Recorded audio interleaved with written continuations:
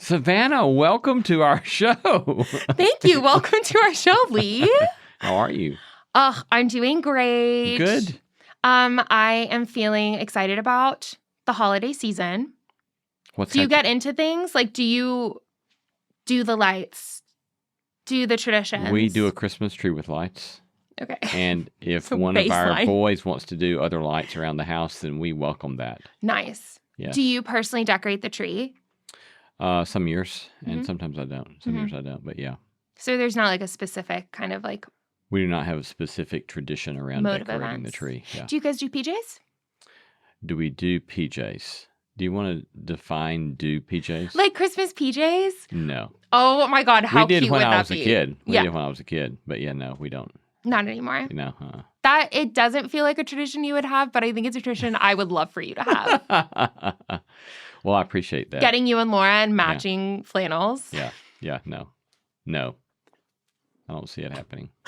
You're like, no, get out of here. Yeah. Okay, well, this is where we would normally read reviews as of late. Yes. I've just been doing the review thing.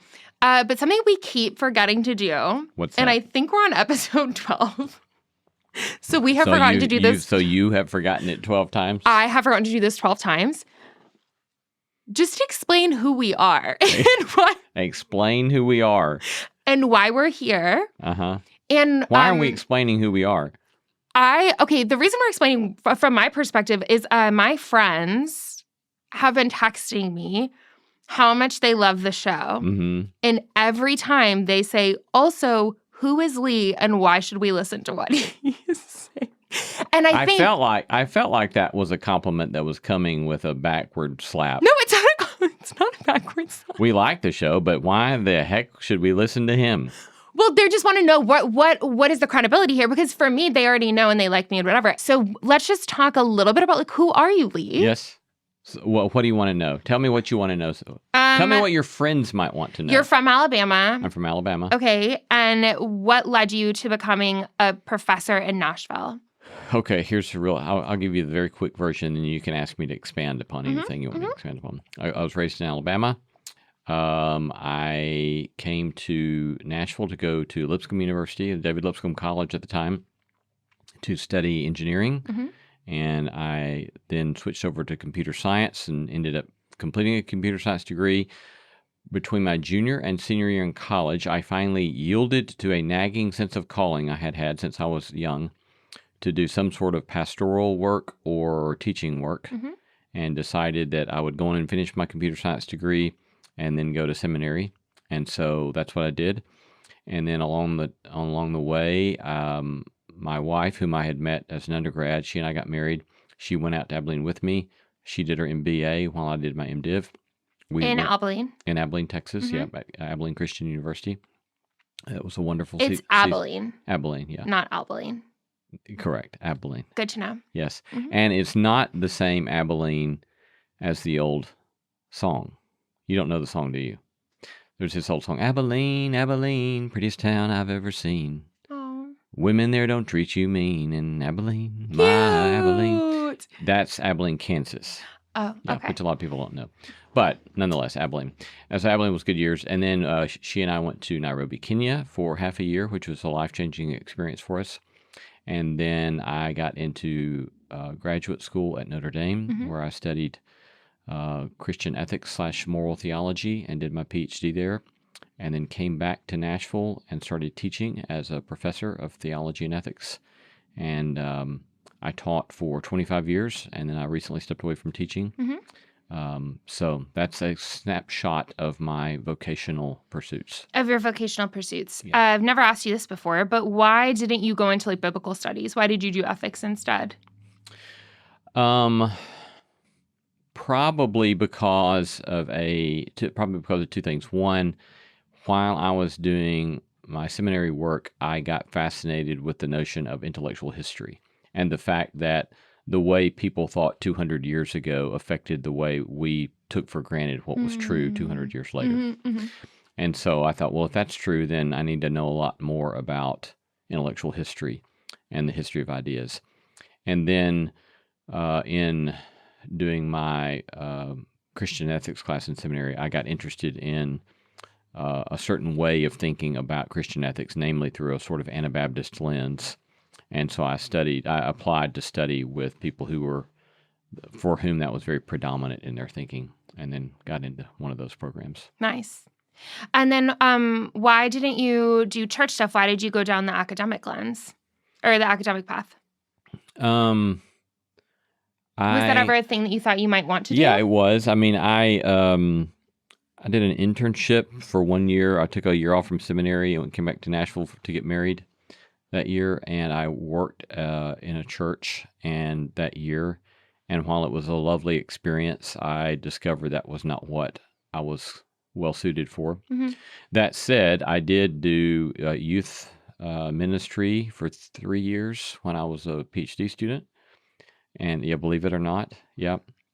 And then I did preaching ministry for the first about 3 years that I was a young professor in Nashville. So I had my experiences with that, and all of them were both very positive while also very, very challenging.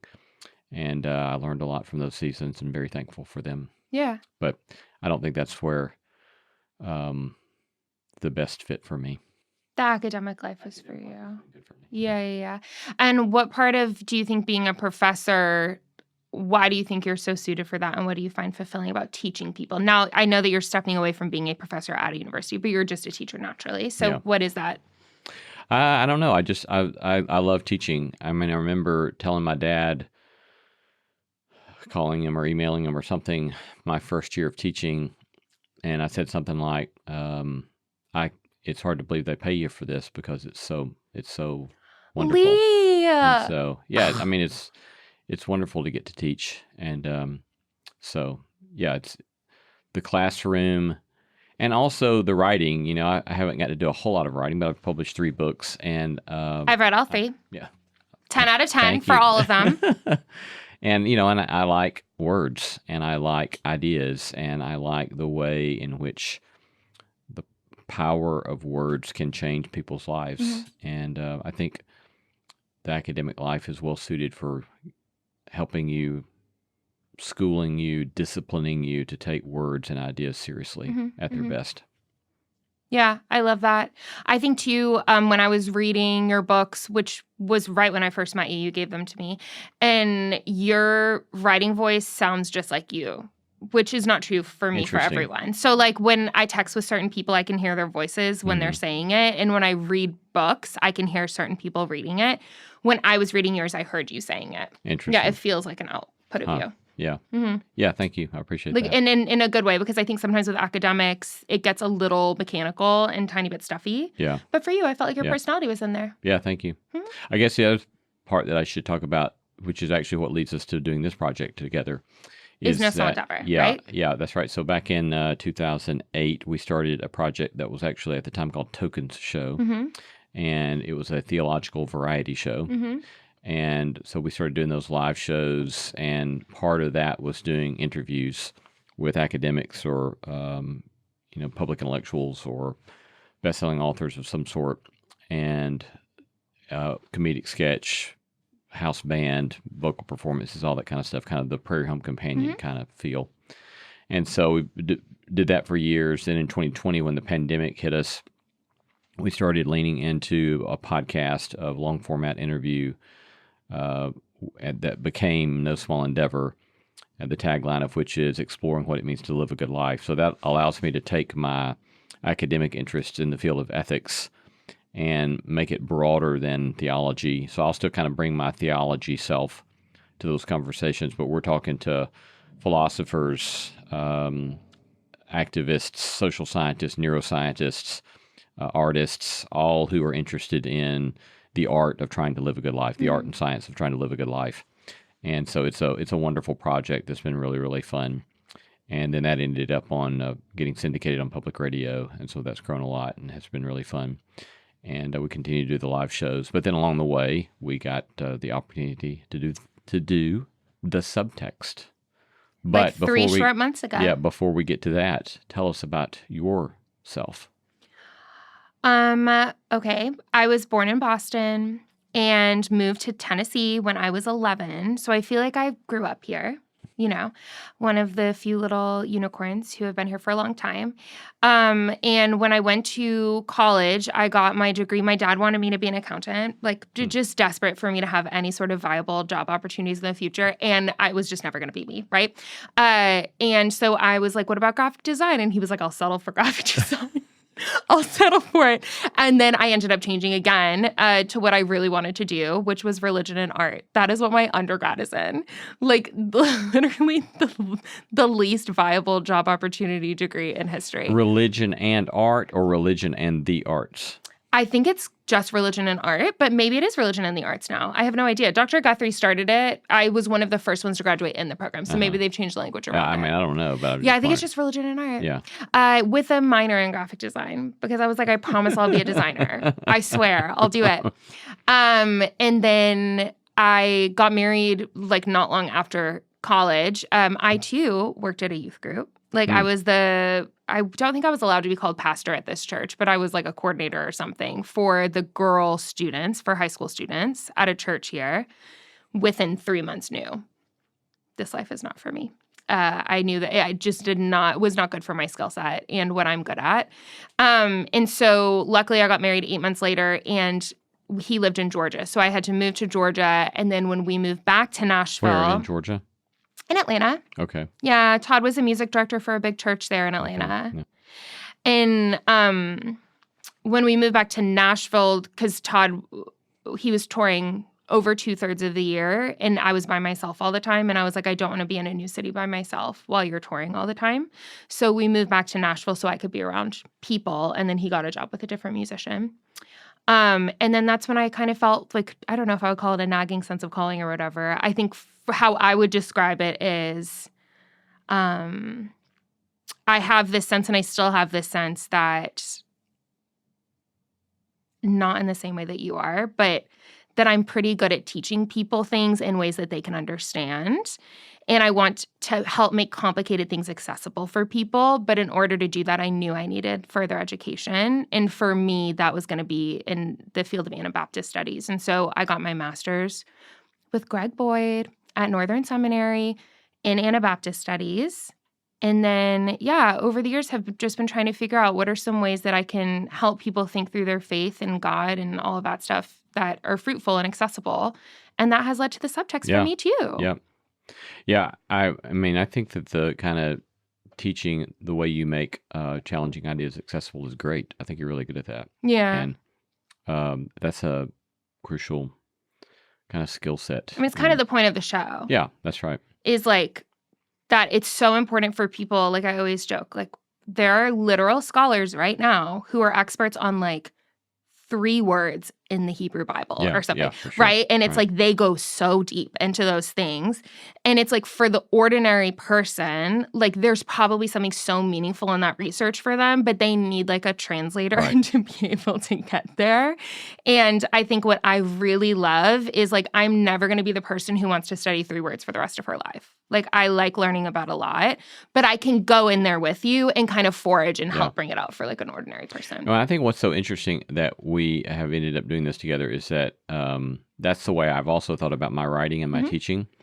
Is I'm similar. I'm not the classic academic who's going to do that kind of stuff because I'm not good at that. But I like, as you said, translating ideas in a way that thoughtful lay people, thinking about lay people broadly, can understand ideas. And then secondly, it's just fascinating that that we've both been informed, that we both have some experience in doing podcasting kind of stuff, and we both have training in Anabaptist stuff. I know. That doesn't happen a whole lot. It really doesn't. No, yes. So it doesn't. There you go. We do have some common foundations. Yes, yeah. Yes, and then also the things that make us so different. Yeah. Such as a Netflix subscription, perhaps. Such as a Netflix. I think we have one of those. I know we have one of those. I think or so, it may be too. one of our kids. No, I think Chandler, your son, was like, we need to get HBO Max. I think that's like what he wants you to get next. So I'm going to recommend a new show next time so that you get one.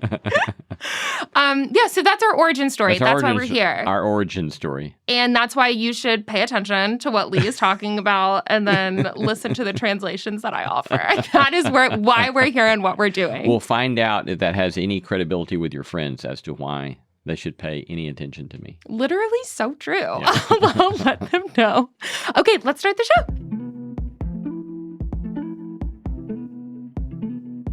Hey, friend, if you didn't know, I started a newsletter a while back that comes out every 2 weeks. I've been delighted to hear from so many of you about positive response to the newsletter. We call it the No Small Endeavor Notebook, where I riff on themes and topics related to our podcast, giving you additional material for thinking and doing in your own quest to make sense of what it might mean to live a good life. Join us by going now to nosmallendeavor.com and sign up there. Again, go to nosmallendeavor.com to sign up now for our free No Small Endeavor Notebook newsletter. Every Christmas, I think about the gifts that really matter. Not the wrapped ones under the tree, but the ones that change someone's life forever. And recently, I heard a story from Mercy Ships that I just can't shake. A mom brought her little boy on board. He'd been living with a condition that could be fixed with a simple surgery, but there was no surgeon anywhere near his village. After his free operation, she said, "You've given my son his future back." Y'all, that is a Christmas gift. Globally, 5 billion people lack access to surgical care. In sub-Saharan Africa, there's only one surgeon for every 200,000 people.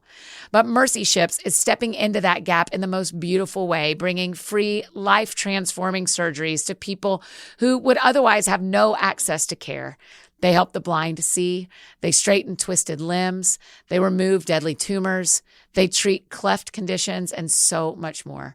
With state-of-the-art hospital ships, they provide safe surgery for children and adults completely free of charge.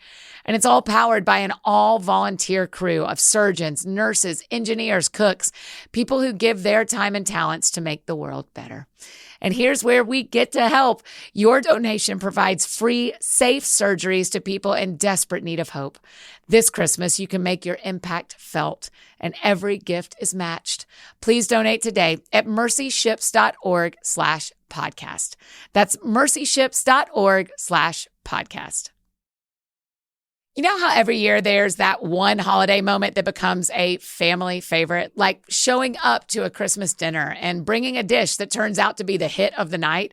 That's what could happen if you bring Omaha steaks, you guys, because nothing says I love you and also please invite me back next year like showing up with the world's best steaks. From holiday hosting to those unforgettable gifts, Omaha Steaks delivers the world's best steak experience. You can gift family and friends USDA certified tender steaks, juicy burgers, cozy comfort meals, and so much more. And right now, during their Sizzle All the Way sale, you can get 50% off site-wide at omahasteaks.com. Plus, our friends get an extra $35 off with the promo code FUN at checkout. There's nothing like receiving a gift of Omaha Steaks. Everything shows up perfectly packed, super convenient, and the flavor, exceptional. Their filet mignons are unreal, USDA certified, very tender, and every order is backed by their 100% guarantee.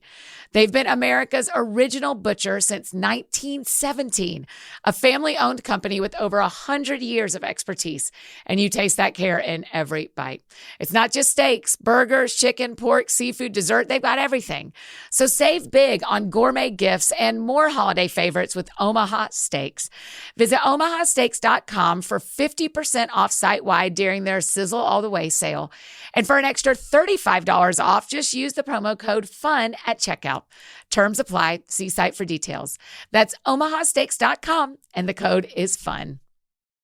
Welcome to the Subtext, where we go beneath the headlines and beyond the obvious. I am Savannah Law. And I'm Lee C. Camp.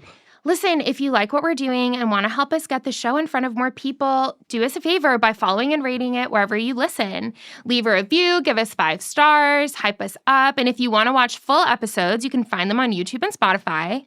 And then you can follow us.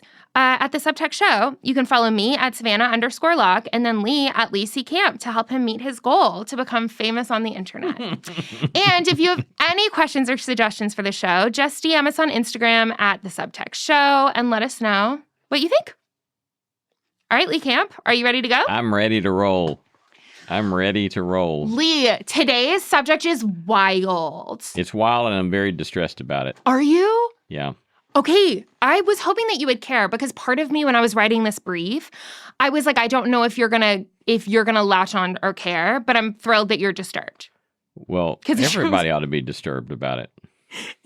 But everyone's not, and Well, that's what I want to talk that's, about. That's because everybody. Yeah. Okay. I'll stop right there. I've been so much.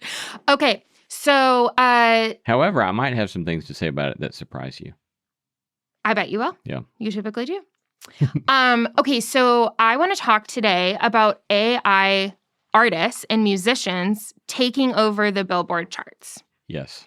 So the first one that I was introduced to was just recently in the last couple of weeks. There's an AI gospel artist who, by the way, as of today, has not even existed for a full month, which is wild. An AI gospel artist named Solomon Ray hit #1 on iTunes, has 360,000 monthly listeners in 1 month, 2.6 million streams, and was #1 on the Billboard charts for gospel music. And so in the last 25 days or whatever, he has released 2 EPs and 2 singles because it's all generated and done through AI. And I wanted to read his Spotify bio, which says this. Solomon Ray is a Mississippi-made soul singer carrying a Southern soul revival into the present. His records lean warm and analog. It's just so wild to even be saying this. Okay. Hammond organ, honeyed horns, tambourine shake, live bass, and slide guitar, framing lyrics about faith, family, redemption, and real life. With a voice like a weathered velvet and a storyteller's cadence, he sings as if he's testifying from experience. Part Sunday morning conviction, part Saturday night grit. And this man is currently #1 on the Billboard. Not this man. This thing, AI bot. This thing. Yes. Yeah. The creator of Solomon Ray, this AI artist, his name is Christopher Jermaine Townsend. And when a bunch of attention has been drawn to him in the last couple of weeks, he spoke out and basically said there's nothing morally right about this. He said no one is pulling out scripture to ban AI. It's just a preference. And then he said that you can't tell someone's feelings and the impact from music if it's authentic or fake, meaning you can't say that people aren't going to be impacted by this just because it's AI. And then he says, this is an extension of my creativity. So get over it. What do you think? Well, I think a lot about it. I mean, I think that first we should say that it's a lie. I mean, if you look at the Spotify description. Oh, the bio is a lie. The bio on Spotify is a lie. And so let's start with that problem. And, you know, we should just keep saying, well, that's a lie. And so why don't you first tell the truth? And after you tell the truth, then we can take you more seriously, perhaps. The truth meaning his bio should be Solomon Ray is an AI extension of Christopher Jermaine Townsend. Yeah. And even saying that it leans analog. Yes, leans warm and analog, which is another lie. Yeah. Hammond organ, honeyed horns, tambourine shake, live bass, and slide guitar. If it's all AI, it's none of that stuff. That's a third set of lies. Framing lyrics about faith, family, redemption, and real life. Well, is it about real life?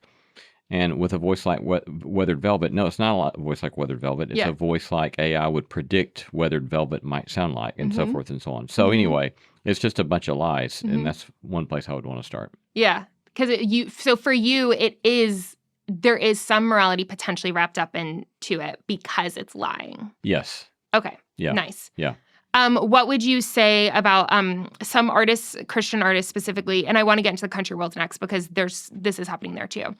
But some Christian artists have spoken out and said AI basically doesn't have the Holy Spirit because like there's nothing that's like animating AI to live and breathe. Therefore, like you can't say that this is like you can't. Why would you open up yourself to something that doesn't have the Holy Spirit in it? Yeah, that doesn't help me a whole lot. Literally, I wasn't convinced either, but so many people were. No, it's like I'm very allergic to over spiritualizing stuff, and so that just doesn't help me much. I don't like that kind of stuff. I actually agree. My least favorite argument so far against it. But I do, with a caveat, I do think the embodiment piece matters.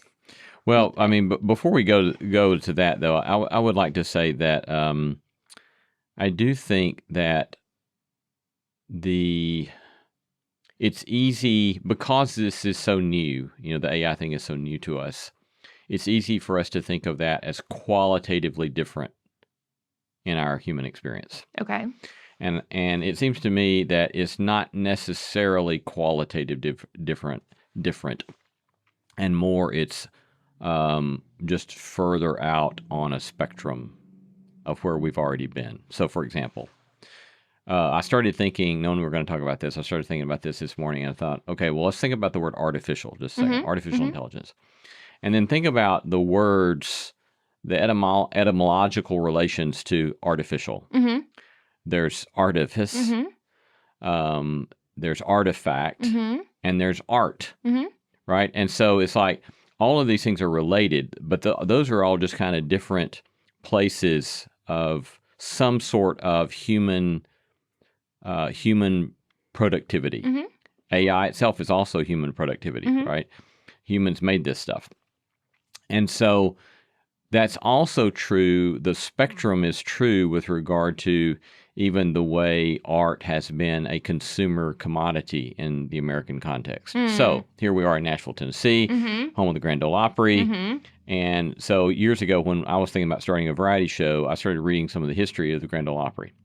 And, some may not know, for example, that the Grand Ole Opry was first aired on WSM radio, and WSM is from the phrase from the National Life and Accident Insurance Company that is "We Shield Millions" was their phrase for selling their product. Interesting. And so they had a radio station called WSM for "We Shield Millions," and they developed the Grand Ole Opry because it was a way to sell their insurance products.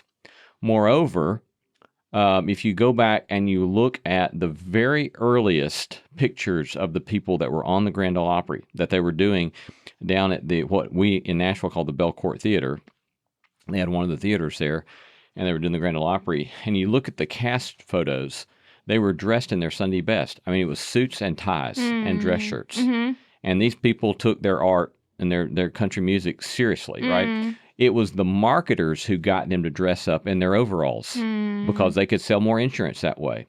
And yet we think, okay, well, it's the old people coming out of the hillbillies coming out of the country, but with their overalls, chewing tobacco and playing that banjo stuff. Like, well, no, that's an artifice. It's artificial. Yeah. And it was artificial to sell more insurance.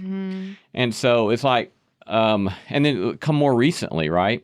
Well, let's say a technology like auto-tune, where, people who don't know recording industry stuff, but this apparently happens a lot. You run somebody's vocal track through a computer system and it tunes it where you're flat, it gets you right on key and all that kind of stuff. You're not hearing the person sing, you're hearing an auto-tune, a computerized, tweaked version of the person sing, so forth and so on. And that's live now too. Yeah. Like Metatune, yeah. Which that drives me batty. Oh my God, I love it. You're a purist. Great. Well, yeah. It's like if you're gonna gripe about AI artists, then you ought to be griping about all this other stuff too, right? Nice. Because what are we doing here? Are we just putting on airs, and are we letting technology be the thing that we're celebrating, or are we letting people who have become experts in their craft do something that moves us in deep ways? And so that's the stuff I like, right? But again, there's all this other kind of stuff that's led up to this. And so in some ways, it doesn't surprise me at all that we've kind of letting the stuff go. That this was the trajectory. Yeah, right. Yeah. And that it all comes back to like marketing and money. Yeah. Yeah. That is a fascinating parallel when you're talking about how that's artificial too, of them wearing the overalls and whatnot. Yeah. And that feels related to you to the artificial intelligence piece of like a Solomon Ray, where Solomon Ray is someone like wearing overalls out in the front to sell something. Yeah. Yes, even though he is obviously not real. Yeah. Wild. Yeah. Yeah, I mean, and artificial intelligence, the large language models is just a model that predicts within certain statistical variation what everybody's going to expect to be the next word spoken, And so that's what artificial intelligence is great at, is saying, okay, we've got this huge data set of the way people talk and think and what they like. And, well, it's going to be great at doing this kind of stuff. Of course it's good at this. And, of course, it shouldn't surprise us that all of a sudden these so-called AI artists are taking off. Because they're doing what is predictable. They're doing what's predictable. Yeah. And I thought about this, too, for like a moral component. With him being like, this isn't moral or immoral, that was kind of the part for me where I was like, okay, I want to know if I believe that or not. Like, is this immoral or moral?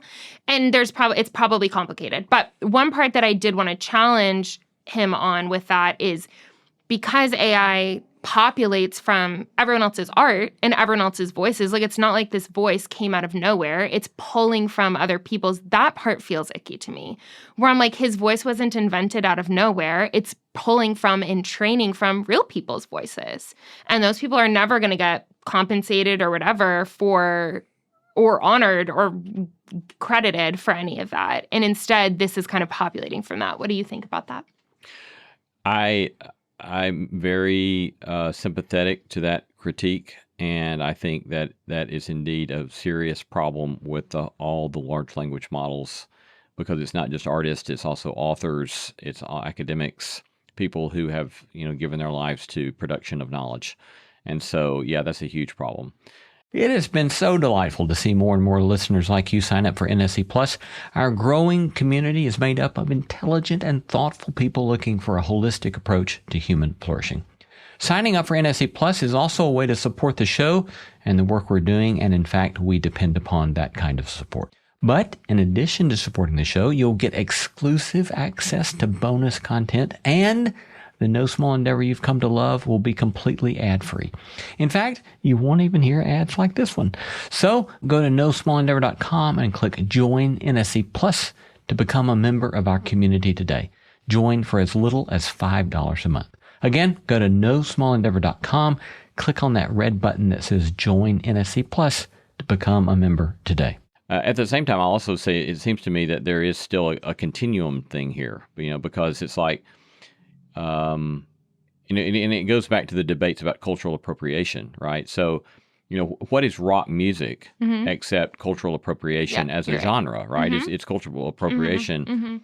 And so there's really, at one level, there's a sort of there's certain instances that we can look at cultural appropriation that feel kind of gross to us. And then there are other kind of things. It's like there's almost no art at all without there being some form of cultural appropriation going on. And influence from other people's ideas. Right. Yes, I hear what you're saying. So there's no artist, like, for example, just popped in my head, Jesse Wells, right? I don't know if you know him, but he's this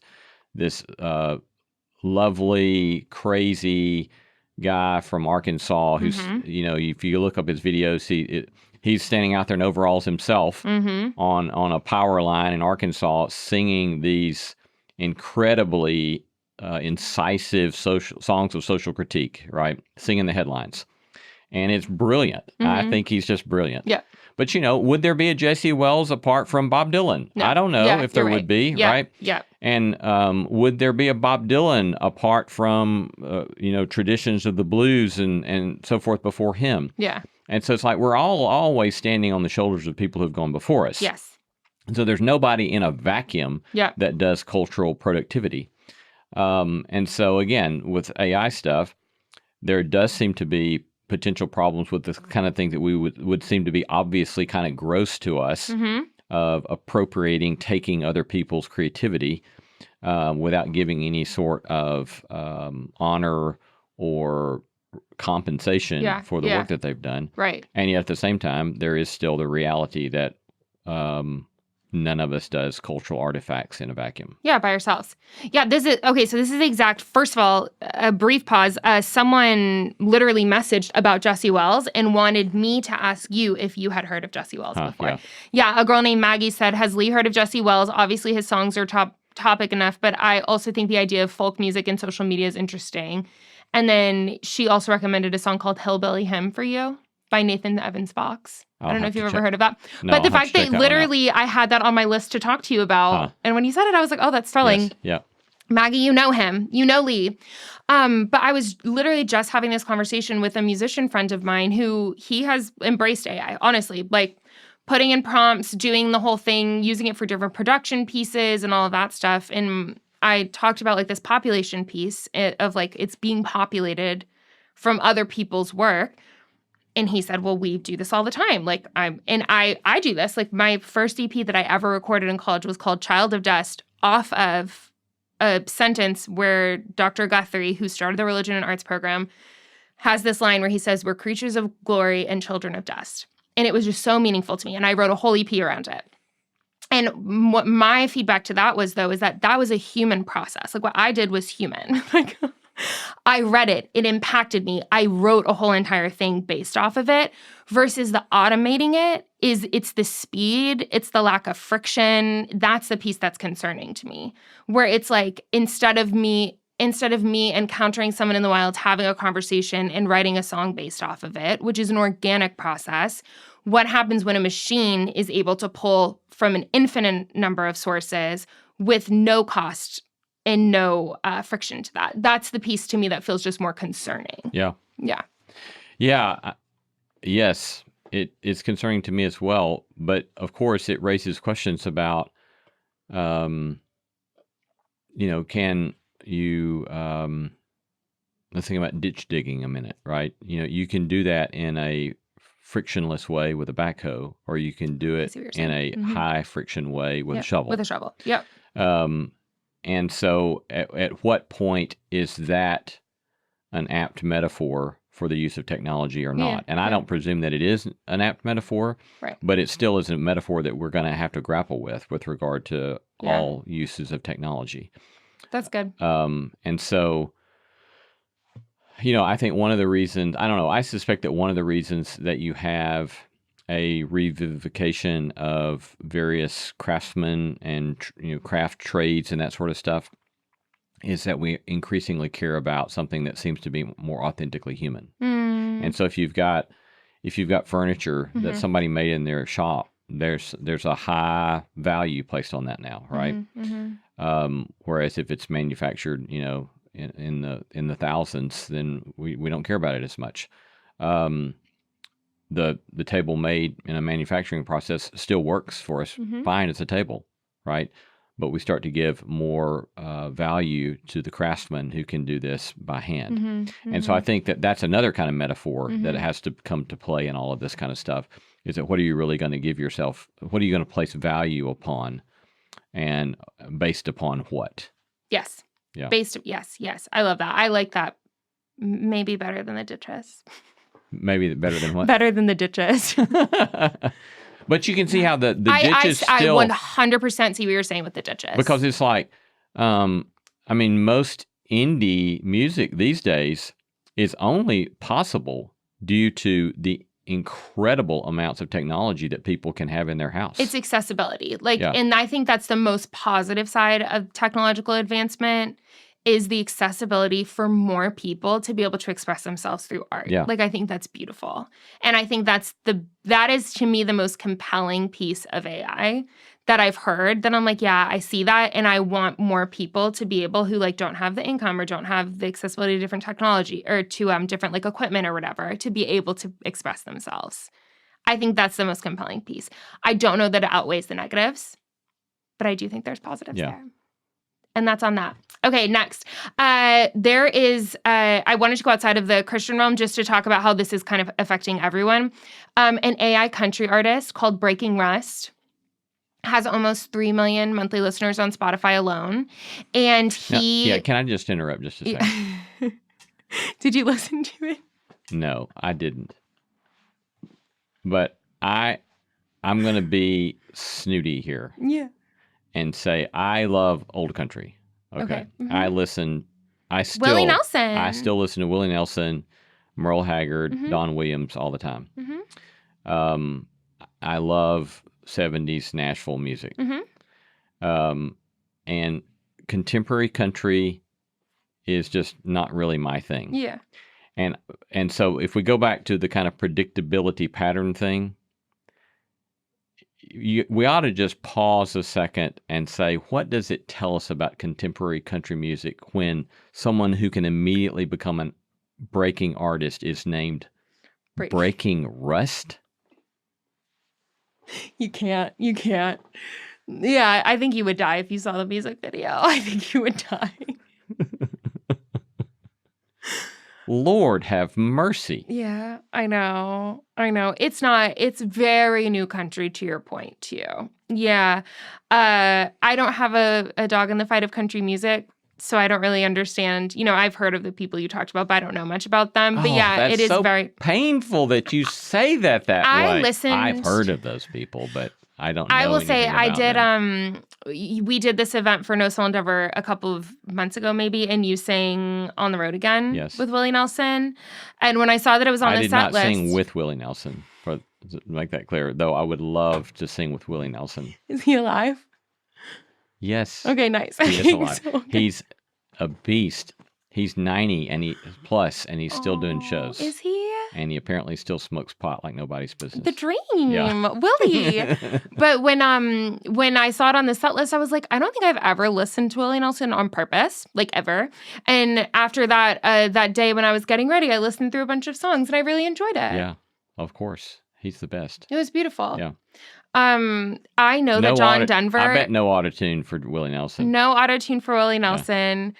I don't think John Denver counts as country. Is he Americana more? No, he counts as that kind of old kind of country Okay, stuff, I really love John Denver. I went through a big John Denver kick lately. I love John Denver. But I'm just more on the indie rock side of things when it goes to old school music. So all that to say, I don't have a dog. And I will say that one of our guitarists for years in the old Token Show days, Pete Huttlinger, was a guitarist for John Denver for years. You're kidding. Yeah, and Pete passed away a number of years ago. May he rest in peace. But so that I had one person removed from John Denver, who also, of course, passed away. But I know the current guitar player for Bob Dylan's tour. Oh. Which I feel like is so iconic. Yeah. And Bob Dylan is still rocking and rolling too, which he feels just like otherworldly iconic, doesn't he? Yeah. I'd like to see him once before he goes. I would too. He's brilliant. But it would be fun to play with like iconic people like that and just see how they operate and whatnot. But you were saying that I sang with Bob Dylan, with Willie Nelson. Yeah, the song by Willie Nelson. Yeah, the song by Willie Nelson. And you were saying? I get to where I'm going, Lee, and sometimes the words are not always there.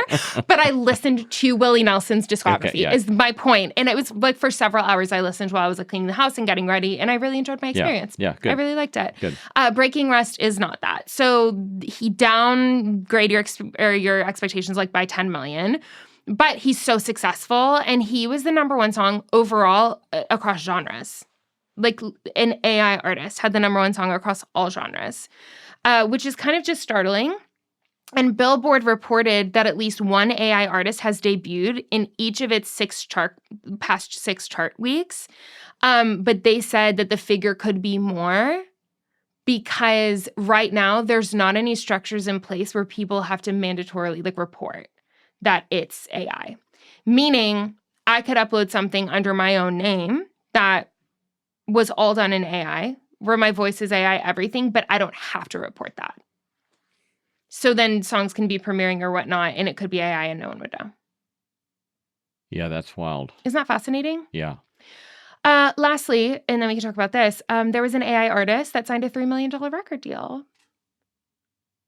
So in that case, I presume what's happening is that there's a human being behind the AI production, and the $3 million is going to the human being behind the AI production. Exactly. Yeah. To keep on producing under the AI artist name. Yeah. Yeah. Yeah, we're not in Kansas anymore. We're not in Kansas anymore, which is wild.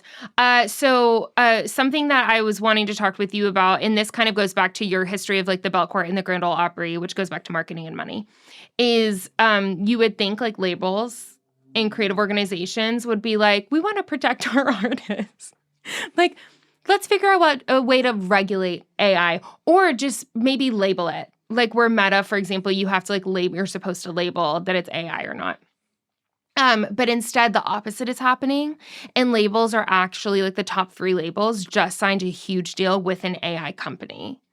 My guess, and this is not confirmed, this is my curiosity. I think that they may be wanting to build their own AI artist repertoires in each of their labels so that it's just less money for them. Like, it's less money for them to produce. They don't have to have artists that they're investing in or anything. So I'm curious if this AI agreement that they're having has to do with something like that. Yeah. Because then you don't have to sign record deals. That's really fascinating. It would be fascinating to know what the business sense is behind all of that, but certainly that speculation makes sense. You do wonder too, though, about what's going to happen. I mean, my understanding is that a lot of artists have made their money more off of performances here in the last touring in the last number of decades, or a decade or so. And so you do wonder, I mean, I know that things finally got adjusted with Spotify so that artists can make some money off of Spotify and streams. And so I assume if you can rack up, millions of those, then... Yeah, I think it's $10,000. Apple pays much better. I think it's $10,000 for every million streams. Yeah. Something like that. Yeah. So you have I think it's less for Spotify. Still got to rack up a bunch. Yeah. To make a living at it. But or maybe $1,000 for a million streams. It's not a lot. Yeah. Yeah. So yeah, I don't know. It's crazy. It's crazy land. Yeah, the live show element, I think, is probably the last frontier where artists can really hold their own. But my guess is that labels are already investing in the potential of live shows for AI artists too. Yeah. With holograms, with whatever. Like in Vegas, have you been to Vegas? I have been to Vegas. What was your thought? I love Vegas. I don't drink and I don't gamble, and I love it. Yeah. Well, I don't know that I want to say a whole lot about Okay, nice. So I love Las Vegas. And me and Todd, we went to see the Killers last year for a residency that they had at Caesar's Palace. In Caesar's Palace, they have a club. I didn't go. I don't even think it opened until 10. Which, why would I be awake at 10 p.m.? Literally for any reason. So there's this club, though, that has basically like this huge hologram face that is the face of the club. Like, it's like the DJ that everyone goes to see. And so I am curious if that will be like the future of like AI artistry in live shows, is like more revolving around like that technological, like experiential thing versus like going to see like a person. Yeah. I mean, it fills me with a little bit of terror. Tell me why. I don't know that I know why. I mean, but does it not you? Oh God, yes, 1,000,000%. But I'm like a purist in these ways. Like, I'm like, how do we invest in the beauty that people are fighting for in their journeys? Like, that's kind of what I'm thinking. But I just can't see a way that labels and people who want to make money would value that. Yeah. So, I mean, you noted a moment ago about the way it raises questions about embodiment. And I think that there's a lot to be said about all of that that's helpful. But, and I have talked about how I think that one of the things that concerns me about AI is that so much of our moral intuitions and our moral formation comes because we are embodied. You can't really understand. I don't know. I'll put it this way. I don't know how an entity could make sense of a disembodied technological entity could make sense of things like compassion apart from embodied experience. Now, that gets problematic.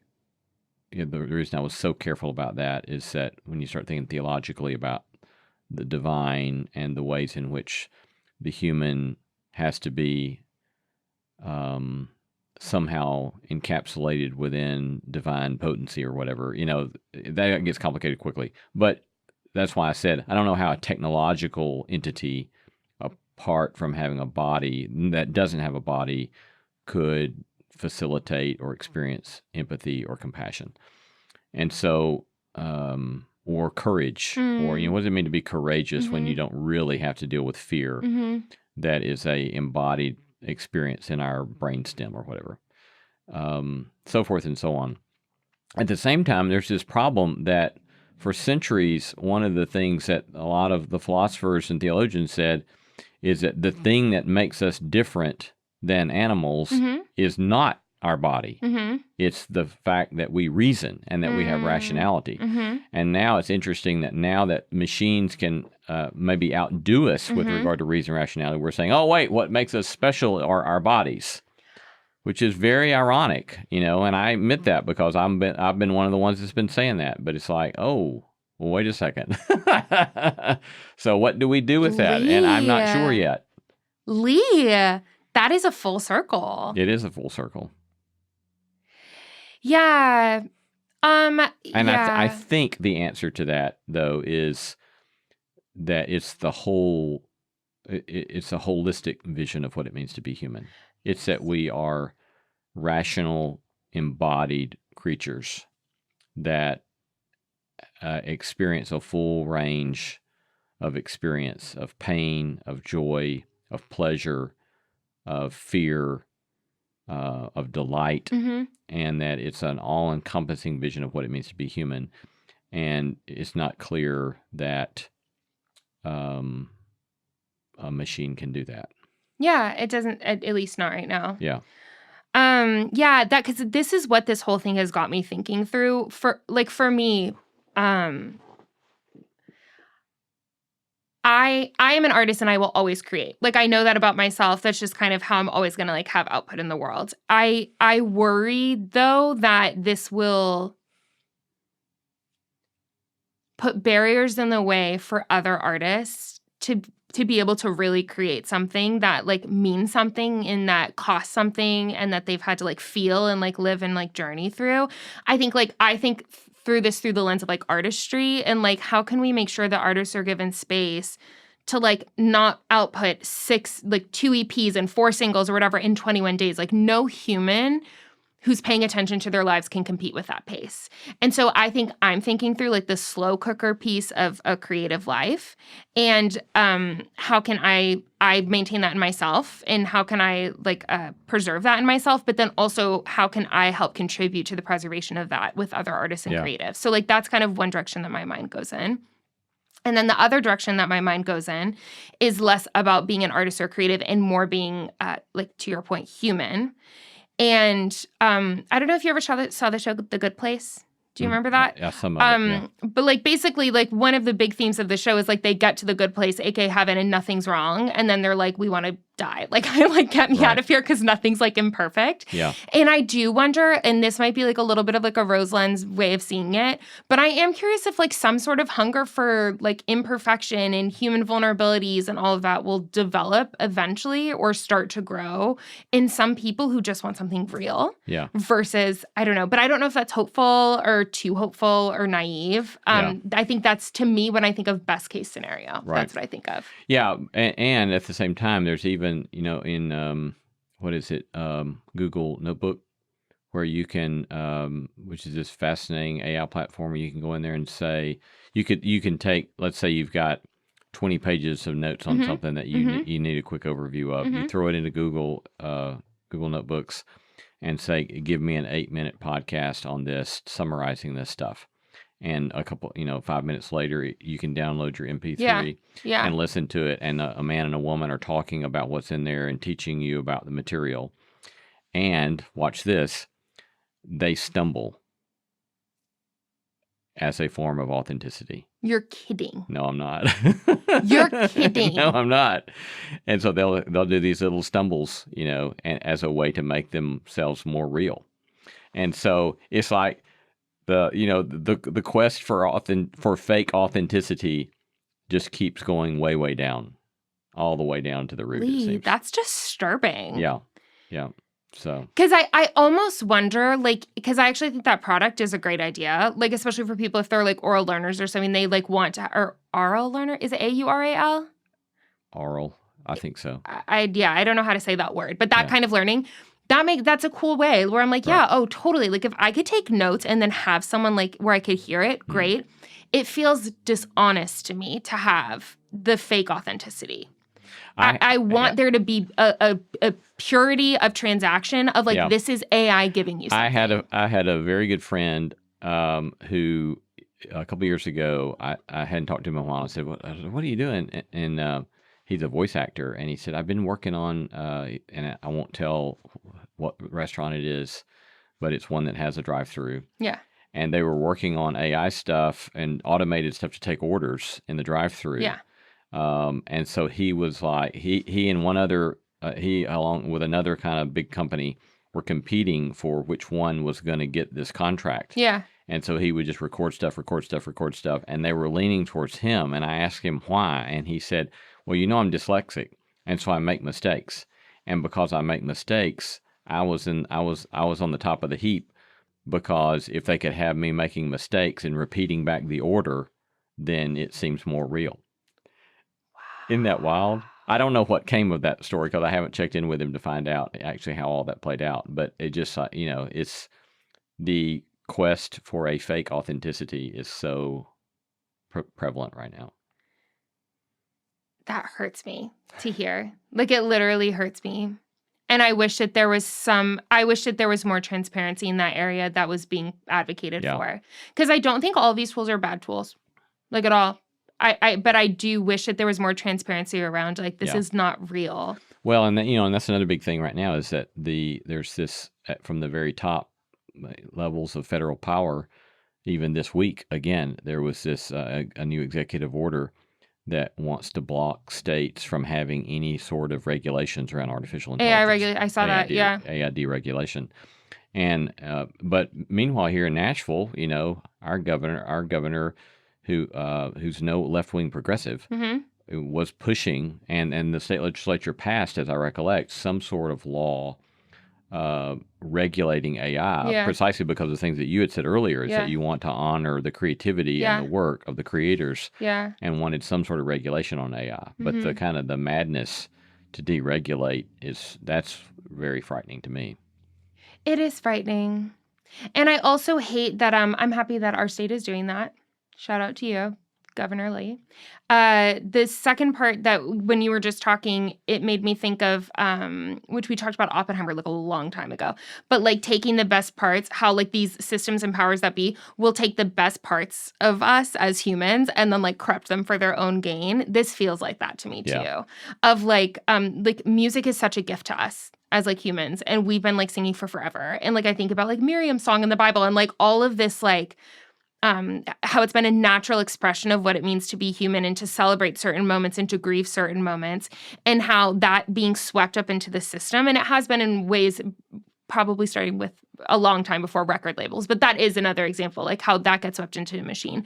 But taking the humans out of it basically altogether feels like that to me, of like a powerful system dominating something so beautiful into submission for the sake of money. Yeah. And that's a bummer. It is a bummer. I mean, we don't have any idea really probably where things are going to be headed very, very quickly in the next year or two. And, it may be that even in 6 months, we're starting to see things that we thought, well, we never imagined that. Yeah. Certainly not yet. Yeah. And our own sorts of ways of even framing the stuff, I'm sure, will be evolving very rapidly. I think so, too. I do have a record coming out in January or February or something with all humans. And I literally thought to myself, I was like, we're not using anything weird. We do use autotune, but we can talk about that later. But everything else, I'm just like, human beings are going to be involved in this record. Because I cannot. Like, it's like my little way of saying, like, I'm not going to contribute to this. Yeah, I think there has to be some sort of way that artists can push back against this stuff. Yeah. And, I'm sure a lot of people are still going to love their AI artists. Their Solomon Rays. Yeah. But I think a lot of people are going to love their human artists, maybe in reaction and maybe in a way that maybe I would hope might help human artists all the more. Maybe so. Yeah. Well, maybe in 6 months we can do a summer episode that follows up on this AI conversation, see how we changed our minds. Indeed. Sounds good? Thanks. Yeah.